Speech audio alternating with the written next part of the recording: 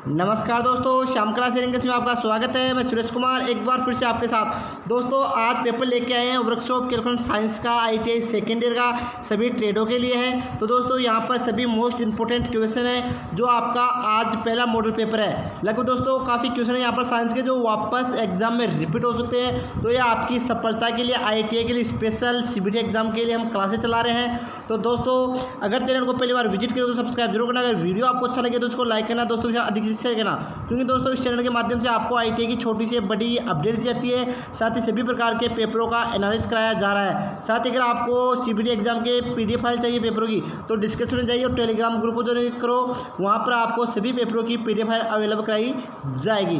तो दोस्तों आप किसी भी ट्रेड से हो तो ऑल ट्रेड आपका वर्कशॉप कैलकुलेशन साइंस का भले आप फर्स्ट ईयर हो या सेकेंड ईयर हो, सभी का पेपर सेम आता है। तो आज आपको करा रहे हैं ITI सेकेंड ईयर का, तो आप पूरा पेपर जरूर देखना क्योंकि काफ़ी क्वेश्चन जो वापस रिपीट होंगे। तो ज़्यादा वक्त खराब न करें, स्टार्ट करते हैं। और चैनल को सब्सक्राइब करो, बेल आइकन को प्रेस कर लो जिससे आपको अगली क्लास का नोटिफिकेशन मिल जाएगा। तो स्टार्ट करते हैं। आपका जो पहला क्वेश्चन है वो क्या है, तो दोस्तों ये आपका पूरा पेपर है जिसमें दे रखा है कि आपका वर्कशॉप साइंस द्वितीय वर्ष का है, 50 अंकों का पेपर है, समय 2 घंटे होता है, आपको मालूम है। अब दोस्तों देखो क्वेश्चन काफ़ी अच्छे क्वेश्चन है, वीडियो में लास्ट तक जरूर बने रहना जिससे आपको काफ़ी हेल्प मिलेगी। तो पहला क्वेश्चन दोस्तों, दो सतह के मध्य गति प्रारंभ होने से पूर्व उत्पन्न घर्षण को क्या कहते हैं? तो बताओ दोस्तों क्या कहते हैं? तो दोस्तों उसे कहते हैं चरम घर्षण। क्या कहते हैं? चरम घर्षण। अगला क्वेश्चन दोस्तों, घर्षण कम करने के लिए इसका उपयोग करते हैं। तो बताओ दोस्तों घर्षण कम करने के लिए किसका उपयोग करते हैं? तो स्नेक यानी ग्रीस का उपयोग करते हैं। काफ़ी अच्छा क्वेश्चन है दोस्तों, वेरी मोस्ट है। अगला क्वेश्चन दोस्तों, एक काय यानी बॉडी दूसरे काय के संपर्क में आने पर घर्षण के प्रकार का नाम बताइए। तो बताओ दोस्तों इस घर्षण के प्रकार का क्या नाम है? तो इसे बोलते हैं हम दोस्तों स्थैतिक घर्षण। क्या बोलते हैं? स्थैतिक घर्षण। अगला क्वेश्चन दोस्तों, किसी वस्तु के गुरुत्व का केंद्र इसके खालिस्तान पर निर्भर करता है। तो बताओ दोस्तों किस पर डिपेंड करता है ये? तो दोस्तों ये हमेशा द्रव्यमान पर डिपेंड करता है। दोस्तों करेक्ट आंसर है आपका बी। 4 क्वेश्चन कंप्लीट हो चुके हैं। अगला क्वेश्चन दोस्तों आपका, निम्न में से किसके पटल के किसके ज्यामितीय केंद्र में केंद्रक नहीं होता है? तो बताओ दोस्तों इनमें से किस में बीच में केंद्रक नहीं होता है? तो वो होता है आपका समकोण त्रिभुज। तो इसमें समकोण त्रिभुज में क्या होता है? केंद्र नहीं होता है। तो करेक्ट आंसर है सी। अगला क्वेश्चन है दोस्तों, यदि किसी पदार्थ के संपूर्ण भाग पर समान घनत्व नहीं है तो केंद्र की स्थिति और द्रव्यमान केंद्र क्या होगा दोस्तों? तो बताओ दोस्तों इसका करेक्ट आंसर क्या होगा? तो ये होगा ज्ञात नहीं किए जा सकते। तो इसका करेक्ट आंसर आएगा आपका बी यानी ज्ञात नहीं किए जा सकते। अगला क्वेश्चन है, वर्त में सबसे लंबा कार्ड वर्त का है। तो बताओ दोस्तों कार्ड यानी क्या होता है दोस्तों?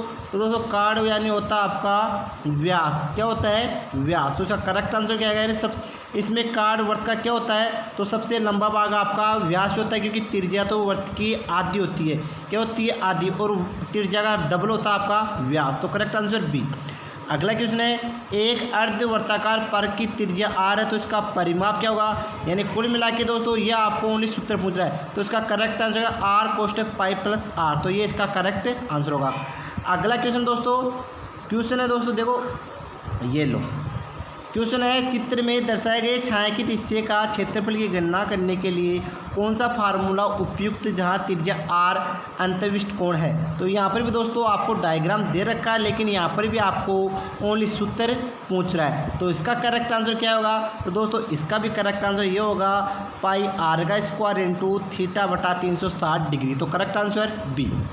अगला क्वेश्चन है दोस्तों, इसका क्वेश्चन आपका सरल कीजिए 38xy माइनस 15xy। तो बताओ दोस्तों इसको कैसे हल करेंगे? तो दोस्तों 15 में से 38 में से 15 गए तो कितने बच गए दोस्तों? आपको मालूम होगा लगभग 23 बच गए। और अब आगे xy पहुंचा तो x में गया। तो दोस्तों इसका करेक्ट आंसर क्या आएगा? आपका 20 का करेक्ट आंसर आएगा। यानी x में से y में से y एक घट गया तो ये आ गया। तो करेक्ट आंसर बी। अगला क्वेश्चन दोस्तों, 5 कोष्टक x प्लस 4 प्लस 6y का गुणनफल बराबर होता है। दोस्तों इनको आपस से मल्टीप्लाई करना है। तो 5 को x से गुणा करेंगे तो क्या आ गया? 5x। फिर प्लस 5 को 4 से गुणा तो 5 चौके 20, प्लस 6 को 5 से गुणा तो 5 6 30 और y। तो दोस्तों बताओ इसमें 5x प्लस 20 प्लस 6y कौन सा आ रहा है? तो दोस्तों इसका करेक्ट आंसर क्या आ रहा है? तो इसका करेक्ट आंसर है दोस्तों आपका बी। तो इसका बी करेक्ट आंसर हो रहा है। अगला क्वेश्चन दोस्तों आपको अगले क्वेश्चन में ज्ञात करें कि a प्लस बी का स्क्वायर का आपका सूत्र पूछ रहा है दोस्तों बताओ इसका करेक्ट आंसर क्या आएगा? तो इसका करेक्ट आंसर आएगा A square plus B square minus, sorry दोस्तों ये नहीं आएगा, ये लास्ट वाला आएगा A square plus B square plus 2ab। ये आपका उस दूसरे के लिए आएगा, किसके लिए? जिसमें माइनस बीच में दे रखा है, इसकी जगह माइनस आई तब पूछ सकता है ये। तो आपके लगभग 12 क्वेश्चन कंप्लीट हो चुके हैं। अगला 13 नंबर क्वेश्चन की बात करें दोस्तों, ये लो 13 नंबर क्वेश्चन है, प्रतिबल के कारण पिंड के क्रॉस सेक्शन क्षेत्रफल में कमी होती है, क्या कहते हैं? तो बताओ दोस्तों इसे क्या कहते हैं? तो इसे कहते हैं तन्यता प्रतिबल। क्या कहते हैं? तन्यता प्रतिबल। अगला क्वेश्चन है, पदार्थ की लंबाई में परिवर्तन से इसकी वास्तविक लंबाई के मध्य का अनुपात कहलाता है। तो बताओ दोस्तों इसकी वास्तविक लंबाई का अनुपात क्या कहलाता है? तो वो कहलाता है दोस्तों आपका खिंचाव। खिंचाव क्या कहलाता है? खिंचाव कहलाता है। काफ़ी अच्छा क्वेश्चन है। अगला क्वेश्चन है दोस्तों, हुक का नियम खालिस्तान के अंतर्गत लागू, काफ़ी बार एग्जाम पूछा गया है, वेरी मोस्ट क्वेश्चन है दोस्तों ये। तो हुक का नियम खालिस्तान के अंतर्गत लागू होता है, तो बताओ दोस्तों कहाँ पर लागू होता है? तो ये प्रत्यास्था सीमा के अंदर लागू होता है। तो करेक्ट आंसर ए। अगला क्वेश्चन है, स्टील की मशीनेबिलिटी को सुधारने के लिए सबसे उपयुक्त हीट ट्रीटमेंट प्रक्रिया कौन सी है? तो बताओ दोस्तों कौन सी ट्रीटमेंट प्रक्रिया है? तो दोस्तों वो कहलाती है आपकी एनेलिंग। क्या कहलाती है? एनेलिंग प्रक्रिया कहलाती है। अगला क्वेश्चन है दोस्तों, धातु में खालिस्तान गुण होने के कारण वह खुरचने का प्रतिरोध करता है। तो यानी खुरचने पर एक प्रतिरोधकता करता है। तो इसका करेक्ट आंसर क्या आएगा दोस्तों? इसका करेक्ट आंसर कठोरता। यानी इसमें कठोरता क्या होता है? जिसे हमें खुरचने तो उसमें प्रतिरोध यानी उसका विरोध करती है। तो कठोरता यानी हार्डनेस का करेक्ट आंसर आएगा। अगला क्वेश्चन है दोस्तों, किसी औजार की भंगुरता कम करके दृढ़ बढ़ाने के लिए उसमें उपचार किया जाता है। दोस्तों क्यों किया जाता है ये उपचार? तो इसका आएगा इसकी टेम्परण बढ़ाने के लिए। क्या किया जाता है? टेम्परण बढ़ाने के लिए हमेशा भंगुरता के कम करके दृढ़ता बढ़ाने के लिए उसमें उपचार प्रक्रिया काम में आती है। अगला क्वेश्चन दोस्तों, किसी वस्तु को जिस मूल्य पर खरीदा जाता है उसे क्या कहा जाता है दोस्तों? तो बताओ दोस्तों क्या कहा जाता है उसे? तो उसे क्रय मूल्य कहा जाता है, बेचा जाता है उसे विक्रय मूल्य कहते हैं। इन दोनों के बीच में जो प्रॉफिट होता है उसे लाभ कहते हैं, इन दोनों के बीच में जो लॉस होता है उसे हानि कहते हैं। ठीक है दोस्तों।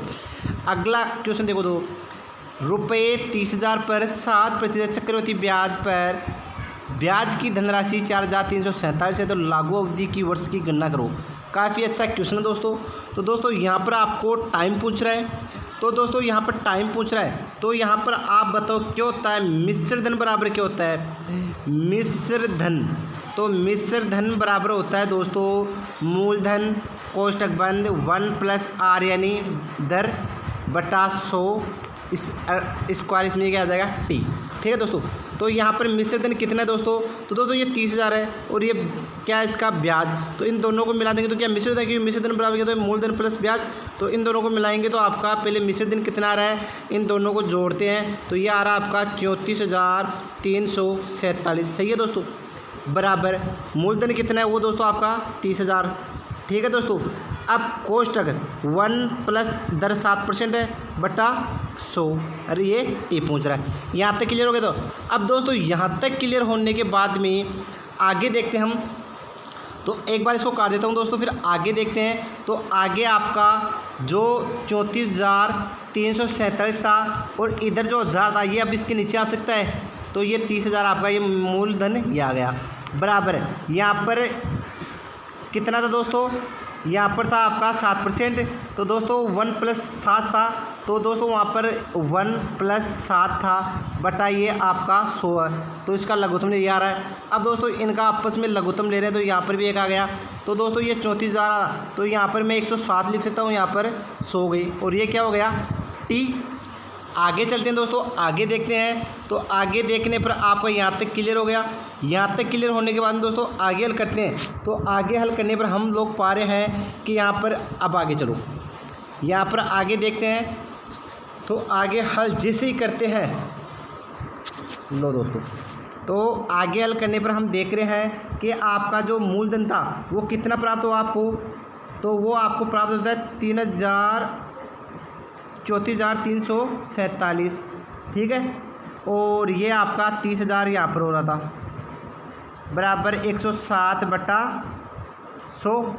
अब दोस्तों देखो, इसमें 3 का भाग देते हैं आपस में, तो 3 का यहाँ पर भाग दे रहे हैं, तो यहाँ पर तो 10,000 प्राप्त हो रहा है, ठीक है। और यहाँ पर भाग दे रहे हैं, तो दोस्तों यहाँ पर आपको प्राप्त हो रहा है 11,449। ये चीज़ क्लियर हो चुकी है। अब दोस्तों एक चीज़ देखते हैं हम कि यहाँ पर आपको मालूम है 100 का, ये यहाँ पर TS का मैं 100 को 100 से गुणा करूँगा तो 10,000 आ रहा है। तो यहाँ पर देखो दोस्तों, अब इसका हम वर्गमूल तो नहीं कर सकते, यानी स्क्वायर तो नहीं कर सकते, लेकिन देखो दोस्तों 7 को 7 को 49 आ रहा है, तो कुल मिला के दोस्तों ये भी 107 का क्या है, वर्ग है। तो दोस्तों अब देखो कुल मिला के यहाँ पर देखो, यहाँ पर हम 107 को 107 से गुणा करा रहे थे, तो आपका 11,449 आ रहा था, बटा 100 का स्क्वायर करें तो 10,000 था। तो दोस्तों ये स्क्वायर था, बराबर आपको इधर 107/100 ये था। तो दोस्तों ये क्या था, T। अब इन दोनों में क्या है, घाते बराबर, ये आधार बराबर होती है तो घाती भी बराबर मान जाती है। तो दोस्तों अगर यहाँ पर 2 है तो यहाँ पर 2 घाते में, तो कुल मिला के यहाँ पर 2, तो ये 2 क्या है, टाइम की वैल्यू आ गई, यानी इसका तो कुल मिला के दोस्तों जो करेक्ट आंसर आएगा 2 वर्ष। क्वेश्चन थोड़ा बड़ा हो जाता है मैथ वाला, तो इसका करेक्ट आंसर A। अगला क्वेश्चन दोस्तों, रुपये 1000 के 10% वार्षिक चक्रवृद्धि ब्याज पर कितनी अवधि में रुपये 1331 हो जाएंगे। ये भी दोस्तों वही है, इसमें भी टाइम पूछ रहा है, तो इसमें वो लगेगा मिश्र धन बराबर मूलधन कोष्टक 1 + दर बटा 100। तो दोस्तों यहाँ पर मिश्र धन क्या हो जाएगा, तो मिश्र धन आपका 1331 दे रखा है, सही है। आगे आपका मूलधन 1000 आ रहा है, सही है। 1 + R कितना है, 10/100। तो यहाँ पर दोस्तों अब आगे देखते हैं, तो 1331 और मूलधन नीचे आ जाएगा 1000, सही है। अब बराबर यहाँ पर क्या आ रहा था आपका, वो 110 हो गया, क्योंकि 10% पूछ रहा है, तो 100 + 10 हो गया बटा 100। तो अब दोस्तों यहाँ पर आप देखते हो, तो 100 का हम क्या करेंगे, तो 100 का हम क्यूब करेंगे, तो क्या आएगा यहाँ पर, सॉरी इस 0 से ये 0 कट गई दोस्तों, तो यहाँ पर हम 10 का स्क्वायर करेंगे, सॉरी क्यूब करेंगे, तो कितना आएगा 1000। और यहाँ पर 11 का क्यूब करेंगे तो कितना आएगा 1331। तो कुल मिला के दोस्तों यहाँ पर क्या हो रहा है कि 11/10 का क्या आ रहा है, क्यूब, बराबर यहाँ पर आ रहा है 11/10 का ये T। तो दोस्तों यहाँ पर अगर धरातल बराबर है तो आपकी घाती भी बराबर मान जाएगी। तो यहाँ पर 3 आ रहा है, तो इसका करेक्ट आंसर आएगा 3 वर्ष। तो क्या आएगा इसका करेक्ट आंसर, 3 वर्ष। अगला क्वेश्चन है दोस्तों, एक घन की भुजा 35 mm, तो उसका आयतन ज्ञात करो। तो दोस्तों यहाँ पर इसका आयतन पूछ रहा है, तो यहाँ पर इसका आयतन पूछ रहा है। तो दोस्तों यहाँ पर घन की भुजा का आयतन ज्ञात करने का सूत्र होता है भुजा क्यूब। क्या होता है, भुजा क्यूब। तो भुजा क्यूब होती है। तो दोस्तों आप यहाँ पर 35 को 3 बार मल्टीप्लाई करोगे तो ये 42,875 आएगा। अब इसमें क्यूब कर रहा है, तो आपको मालूम है अब इसको mm है, तो इसको सेमी में चेंज करेंगे, तो इसमें 1000 का भाग देंगे, क्योंकि इसका भी क्यूब हो रहा है, तो इसका भाग देंगे तो ये आएगा 42.87। तो देखो दोस्तों 42.87 क्यूब स्क्वायर किसका आ रहा है, सेमी स्क्वायर किसका है, A। तो इसका करेक्ट आंसर क्या आएगा, A। काफ़ी अच्छा क्वेश्चन ये भी है दोस्तों। अगला क्वेश्चन की बात करें दोस्तों, इसमें रहेगा प्लेट के द्रव्यमान m की गणना करो। तो दोस्तों ये क्वेश्चन आप अपने सर को पूछ लेना, इसमें को दोस्तों टाइम ज़्यादा लगेगा, इसमें कोई सूत्र होगा वो लगेगा, तो एक बार ये कर लेना। हाँ इतना ज़रूर बता देता हूँ मैं कि इसका करेक्ट आंसर आपका 1.560 kg आएगा, ठीक है दोस्तों। तो एक बार ये कर लेना, अगर दिक्कत आए तो आप हमें कमेंट बॉक्स में पूछ लेना, क्योंकि दोस्तों पेपर टाइम बहुत ज़्यादा हो जाता है, फिर आपको दिक्कत आती है। अगला क्वेश्चन दोस्तों, मर्द इस्पात का घनत्व होता है, तो बताओ दोस्तों मर्द इस्पात का घनत्व कितना होता है। तो दोस्तों वो होता है आपका 2420.22 सेमी, सॉरी इसका 1560 kg क्या होता है, 1.5 है, सॉरी दोस्तों क्वेश्चन नंबर कौन सा आपका 24 नंबर। तो इसका करेक्ट आंसर 7.87 ग्राम प्रति घन सेमी। तो करेक्ट आंसर इसका आएगा C, ठीक है दोस्तों। लास्ट में खाली स्फीयर का वॉल्यूम बताइए जिसका बाहरी व्यास 20 सेमी है और रेडियल मोटाई 2.5 सेमी है। दोस्तों इसका भी एक सूत्र लगेगा, उसका मुझे क्लियर नहीं है, ये भी आपने सके पूछ सकते हो। तो इसका भी करेक्ट आंसर आएगा आपका 2422.62 सेमी क्यूब। तो इस प्रकार दोस्तों आपका पूरे क्वेश्चन अटेंड हो चुके हैं। वीडियो कैसा लगा कमेंट बॉक्स में जरूर बताइए। तो नेक्स्ट वीडियो में फिर मिलेंगे एक न्यू क्लास के, तब तक के लिए थैंक यू दोस्तों।